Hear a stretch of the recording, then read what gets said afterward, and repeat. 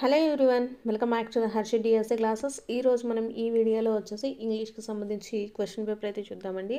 అలాగే చాలామంది వచ్చేసి టెట్ ఫస్ట్ టైం అయితే రాస్తున్నారు కదా, వాళ్ళందరూ కూడా ఒకసారి మోడల్ ప్రాక్టీస్ పేపర్స్, ఇంతకుముందు టెట్ అయితే జరిగింది కదా 2022లో జరిగినటువంటి టెట్ ఎగ్జామ్ పేపర్స్ అయితే ఒకసారి చెక్ చేసుకొని అవి కూడా ప్రిపేర్ అయిపోతే మీకు వచ్చేసి దాదాపు ఒక 15 వరకు అయితే మీరైతే మార్క్స్ వచ్చేసి ఈజీగా స్కోర్ అయితే చేయొచ్చండి ఈ తక్కువ టైంలో. సో ప్రతి ఒక్కరు కూడా ప్రీవియస్ పేపర్స్ కూడా చెక్ చేసుకోండి. సో మన ఛానల్లో వచ్చేసి ప్రతి ఒక్క సబ్జెక్ట్కి సంబంధించి మీకు ప్రాక్టీస్ బిట్స్ అయితే అప్లోడ్ చేస్తున్నాను. ఇంకెవరైనా చూడలేదనుకుంటే ఒకసారి ప్లేలిస్ట్ అయితే చెక్ చేసుకోండి. ఫస్ట్ క్వశ్చన్ చూద్దామండి. None of the TV programmes dash worth watching tonight. ఇక్కడ వచ్చేసి choose the correct verb to fill in the blanks అనేసి ఇచ్చారండి. సో కరెక్ట్ ఆన్సర్ వచ్చేసి మనకు ఆర్ అండి. None of the TV programmes are worth watching tonight. So option 3 is the right answer. Next question. Everybody is good. Choose the correct question tag అనేసి ఇచ్చారు. ఇక్కడ వచ్చేసి everybody is good, ఇది వచ్చేసి మనకు పాజిటివ్ స్టేట్మెంట్ అండి. So దీనికి మనకు క్వశ్చన్ ట్యాగ్ అనేది నెగిటివ్లో వస్తుంది కాబట్టి ఆన్సర్ ఏమొస్తుంది? Are not they. Everybody is good అంటే are not they. Next question. Raghu said to Vani are you tired.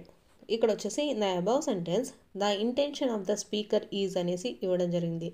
ఇక్కడ రఘు సెడ్ టు వాణి, ఇక్కడ రఘు వచ్చేసి వాణికి చెప్తున్నాడు ఆర్ యూ టైర్డ్, నువ్వు టైర్డ్ అయ్యావా అనేసి అడుగుతూ ఉన్నాడు. సో దానికి సంబంధించి మనకి ఇక్కడ ఏమి ఇచ్చారు? To inform, to confirm, to warn, to suggest అనేసి ఇచ్చారు. ఇక్కడ ఆర్ యూ టైర్డ్ అనేది దేనికి సంబంధించింది? అతను కన్ఫర్మ్ చేసుకోవడానికి, ఆమె టైర్డ్గా ఉందా లేదా అనేసి కన్ఫర్మ్ చేసుకోవడానికి క్వశ్చన్ అడుగుతూ ఉన్నాడు. కాబట్టి ఆన్సర్ ఏమవుతుంది? To confirm. Raghu said to Vani are you tired. So ఇది దేనికి తెలియజేస్తుంది? To confirm. So option 2 is the right answer. Next question. Bull fighting is going on in Spain for centuries అని ఇచ్చారు. Choose the best alternative form of the choices given below to replace the part is going. ఇక్కడ వచ్చేసి మనకు ఇచ్చిన statement చూసుకున్నట్లయితే bull fighting is going on in Spain for centuries. స్పెయిన్లో వచ్చేసి bull fighting అనేది centuries నుంచి, అంటే ఎప్పటి నుంచో అది ప్రాసెస్ అనేది జరుగుతుంది, అంటే బుల్ ఫైటింగ్ అనేది జరుగుతూనే ఉంది, ఇప్పటికీ కూడా జరుగుతూనే ఉంది అనేసి ఇవ్వడం జరిగింది. ఈజ్ గోయింగ్ అంటే ఇప్పుడు ప్రస్తుతం కూడా ప్రజెంట్ జనరేషన్స్లో కూడా ఈ బుల్ ఫైటింగ్ అనేది చేస్తూ ఉన్నారనమాట. సో ఈజ్ గోయింగ్ అనే దానికి రీప్లేస్మెంట్ వర్డ్ ఏంటి అనేసి అడిగారండి. సో ఆన్సర్ వచ్చేసి హ్యాస్ బీన్ గోయింగ్ అండి. Has been going. Bull fighting has been going on in Spain for centuries. Next question చూద్దాము. I have lived beside the railway station so I'm used to the noise అనేసి ఇవ్వడం జరిగింది. In the above sentence used to means, used to అంటే మనకు meaning ఏంటి అనేసి అడిగారు. వచ్చేసి నో లాంగర్ స్ట్రేంజ్ అండి. No longer strange. Next question.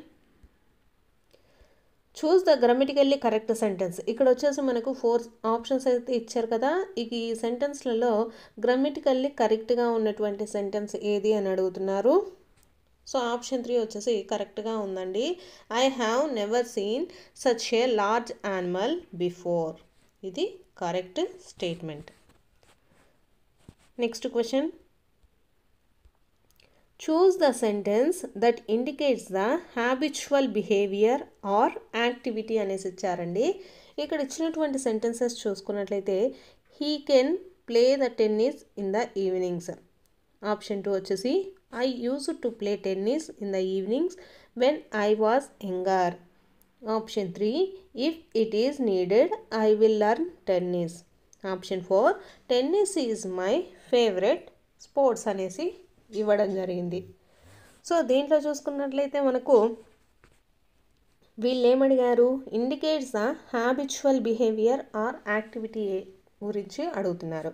So option 2 అనేది మనకు హ్యాబిచువల్ బిహేవియర్ గురించి అయితే చెప్తుందండి. I used to play the tennis in the evenings when I was younger. నేను యంగర్గా ఉన్నప్పటి నుంచే ప్రతిరోజు ఈవినింగ్ నేను టెన్నిస్ అనేది ఆడుతూ ఉన్నాను. సో ఇది మనకు హ్యాబిచువల్ యాక్టివిటీని తెలియజేస్తుంది. So option 2 is the right answer. Next question. He stood dash all his friends and felt very happy. Choose the preposition that fits the blank అనేసి ఇచ్చారండి. సో among అనేది కరెక్ట్ అండి. He stood among all his friends and felt very happy. Option 2 is the right answer అండి. Next question. Choose the simple sentence from the following. ఇచ్చినటువంటి sentence అయితే చూద్దాము. First వచ్చేసి he is very short and therefore he cannot reach the switch. He is too short to reach the switch.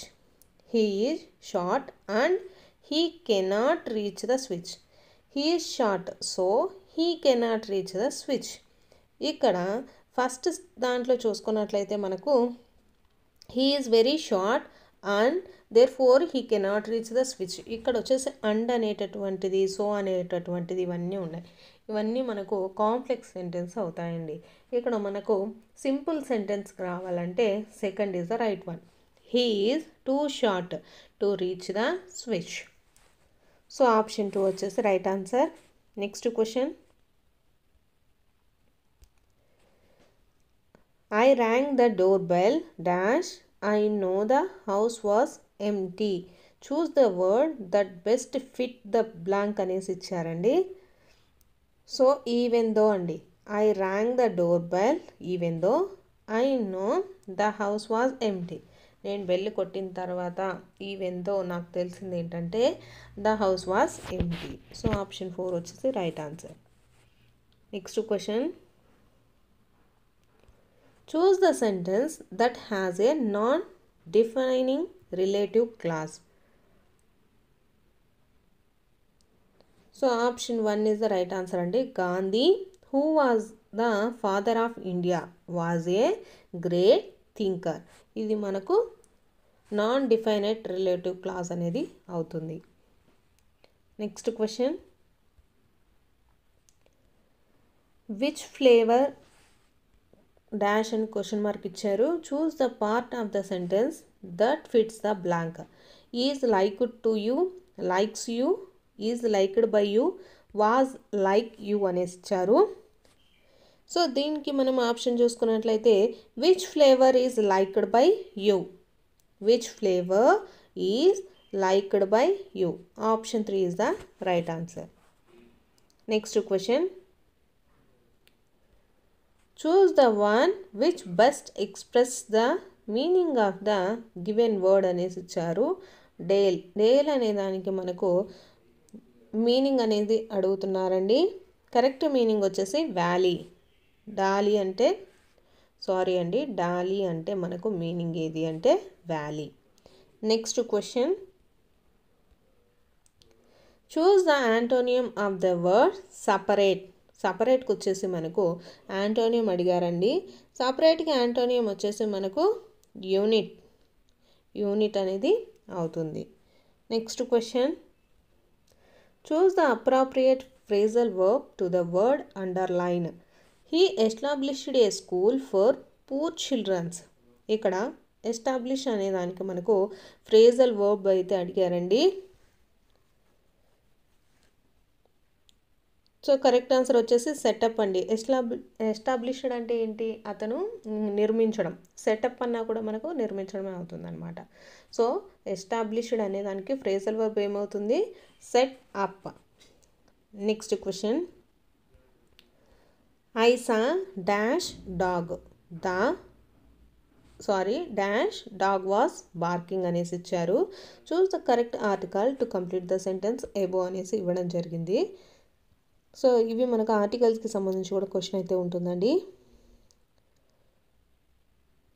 So ఇక్కడ చూసుకున్నట్లయితే option 3 is the right answer అండి. I saw a dog. ఒక డాగును చూసాను. ఇక్కడ వచ్చేసి మనకు ద అయితే వస్తుందండి. The dog was barking. I saw a dog the dog was barking. A dog was barking అని అన్నారండి. సో ద అనేస్తే మనకు వస్తుందన్నమాట. I saw a dog, the dog was barking. Next question, dash some gardening at the weekend. Choose the option to complete the sentence. So ఇక్కడ మనం complete చేయాలంటే option 2 అండి. I usually do some gardening at the weekend. So option 2 is the right answer. Next question, choose the punctuation mark that comes at the end of the declarative sentence. మనకు declarative సెంటెన్స్కి ఎండ్లో use చేసేటటువంటి punctuation mark ఏది అనేసి అడుగుతున్నారు. So full stop అండి. Declarative sentence అంటే మనకు వాక్యం అనేది పూర్తి అయిపోయినప్పుడు మనము ఎటువంటి పంక్చువేషన్ మార్క్స్ యూజ్ చేస్తామంటే full stop. Next question, A personal record of a person's daily memories is ఏ అనేసి ఇచ్చారు. ఆప్షన్స్ వచ్చేసి లెటర్, డైరీ, డిస్క్రిప్షన్, స్పీచ్ అనేసి ఇచ్చారు. సో కరెక్ట్ ఆన్సర్ వచ్చేసి డైరీ అండి. A personal record of a person daily memories. మనము ఒక పర్సన్ యొక్క డైలీ మెమరీస్ అతను రికార్డ్ చేసుకుంటున్నాడు, దాన్ని ఏమంటాము, డైరీలో రికార్డ్ చేసుకుంటారు కాబట్టి డైరీ అనేసి చెప్తాము. A personal record of a person's daily memories is a diary. Next question, the phonic script of the word apple is. ఆపిల్కి మనకు ఫోనెటిక్ స్క్రిప్ట్ అనేసి అడుగుతున్నారండి. ఫోనెటిక్స్ కూడా మనల్ని అడుగుతూ ఉంటారు. సో కరెక్ట్ స్క్రిప్ట్ వచ్చేసి ఆప్షన్ 1 అండి, correct phonetic script. Next question వచ్చేసి, when the word judge take the suffix ment the correct spelling of the word is అంటున్నారు. సో మనకు జడ్జ్ అనేటటువంటి దానికి సఫిక్స్ వచ్చేసి మెంట్ అనేది యూజ్ చేస్తే స్పెల్లింగ్ ఎలా వస్తుంది, మనకు జడ్జ్మెంట్ అండి. Option 2 is the right answer. ఇక్కడ MENT ఈ మెంట్ని వచ్చేసి మనము సఫిక్స్గా చెప్తాం. Next question, choose the suffix that means with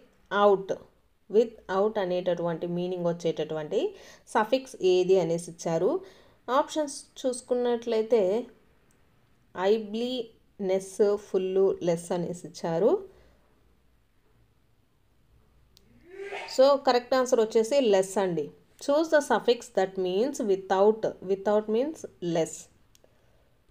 next question, read the following passage. Romesh, a 12 years old boy, reached the city of Hyderabad and he found that streets were not paved with gold. Finding a job was not an easy task. Crushed by hunger, he joined a group of rag pickers. He started working eagerly in the morning and toiled until late evening, only to learn a mere 10 rupees a day. So దీనికి ఇచ్చినటువంటి question చూద్దామండి. ఇది ఒకటి passage అనమాట. So ఈ ప్యాసేజ్కి సంబంధించి మనకు 2 questions అయితే ఇవ్వడం జరుగుతుంది. The social issue related to the above passage. ఇక్కడ మనకు ఒక ప్యాసేజ్ ఇచ్చారు కదా, దాంట్లో ఉండేటటువంటి సోషల్ ఇష్యూ ఏంటి అనేసి అడిగారు. ఆప్షన్స్ చూసుకున్నట్లయితే మనకు చైల్డ్ మ్యారేజా, చైల్డ్ లేబరా, లేకపోతే చైల్డ్ అబ్యూస్, చైల్డ్ హంగర్ అనేసి ఇవ్వడం జరిగింది. సో కరెక్ట్ ఆన్సర్ వచ్చేసి చైల్డ్ లేబర్ గురించి మాట్లాడుతున్నారండి. ఈ అబ్బాయికి ఎంత 12 years ఓల్డ్ ఉంది. సో అతను హైదరాబాద్ సిటీకి వచ్చేసి తను జాబ్ ఎత్తుక్కొని అలాగే జాబ్ చేసుకుంటూ ఉన్నాడు. ఎంతకి 10 రూపీస్కి మాత్రమే అతను చాలా కష్టపడుతున్నాడు. సో ఇక్కడ దేని గురించి చెప్తున్నారు, చైల్డ్ లేబర్ గురించి ఇక్కడైతే మనకు ఇష్యూ ఉంది. నెక్స్ట్ క్వశ్చన్లో వచ్చేసి streets were not powered with gold అనేసి ఇచ్చారు. Choose the meaning of this idiomatic expression అనేసి ఇవ్వడం జరిగిందండి. సో ఇక్కడ streets were not powered with gold అనేసి ఇచ్చారు కదా, దీనికి ఇడియోమేటిక్ ఎక్స్ప్రెషన్ ఏంటంటే it is not easy to become rich in a particular place. It is not easy to become rich in a particular place. Next question. Next వచ్చేసి ఈ English మెథడాలజీకి సంబంధించినటువంటి bits అండి. The common language spoken by Anglos and Saxons is. So correct answer వచ్చేసి మనకు Anglo Saxon అండి. The common language spoken by Anglos and Saxons is Anglo Saxons. Next question, the following creates motivation for listening. Options చూసుకున్నట్లయితే while listening, pre listening, post listening and short listening. ఇక్కడ వచ్చేసి మనకు listening techniques ఇచ్చారు కదా, వీటిల్లో మనకు motivational listening ఏది అనేసి అడుగుతున్నారు. కరెక్ట్ ఆన్సర్ వచ్చేసి ప్రీ లిజనింగ్ అండి. Pre listening. Pre listening creates motivation for listening. Next question, the following is not a synthetic method in reading. Options వచ్చేసి ఆల్ఫాబెటిక్ మెథడ్, ఫోనిక్, అలాగే సిలబిక్ మెథడ్, సెంటెన్స్ మెథడ్ అనేసి ఇచ్చారండి. So correct answer వచ్చేసి sentence method అండి. Sentence method is not a synthetic method in reading. Next question, point of view can be expressed in అనేసి ఇచ్చారు. So point of view అంటే మనకు options ఇచ్చినట్లయితే invitations, notices, dramas, reviews అనేసి ఇచ్చారు. Correct answer వచ్చేసి reviews అండి. Point of view can be expressed in reviews. Next question, the acquisition of grammatical structure is related to. Options వచ్చేసి the natural order hypothesis, monitor hypothesis, input hypothesis, అలాగే effective filter hypothesis. Correct answer వచ్చేసి the natural order hypothesis అండి. The acquisition of grammatical structure is related to the natural order hypothesis. Next question, micro teaching is అనేసి ఇచ్చారు. Options వచ్చేసి a teaching technique, option 2 a training technique, option 3 a new method lesson plan, option 4 a technique used in games. So micro teaching అంటే ఏంటండి? ఇది వచ్చేసి ఒక teaching technique as well as a training technique అండి. Micro teaching అంటే ఏంటంటే అదొక teaching technique as well as a training technique. Option 1 and option 2 is the right answer. ఇవి వచ్చేసి మనకు ఇంగ్లీష్కి సంబంధించినటువంటి గ్రామర్ మనల్ని ఎక్కువగా అయితే అడగడం జరుగుతుందండి. కంటెంట్కి సంబంధించి మనల్ని 1 or 2 బిట్స్ అడగడం మాత్రమే జరుగుతుంది కాబట్టి ఎక్కువగా గ్రామర్ అయితే చదువుకోండి. అలాగే మెథడాలజీలో కూడా మనల్ని ఒక 5 క్వశ్చన్స్ మాత్రమే అడుగుతారు. సో దానికి సంబంధించి ఇంపార్టెంట్ బిట్స్ కూడా మీరు ప్రిపేర్ అవ్వండి. సో ఇది వచ్చేసి మనకు ఇంగ్లీష్కి సంబంధించినటువంటి మోడల్ పేపర్. మీకు కనుక వీడియో నచ్చినట్లయితే తప్పకుండా లైక్ చేసి సబ్స్క్రైబ్ అయితే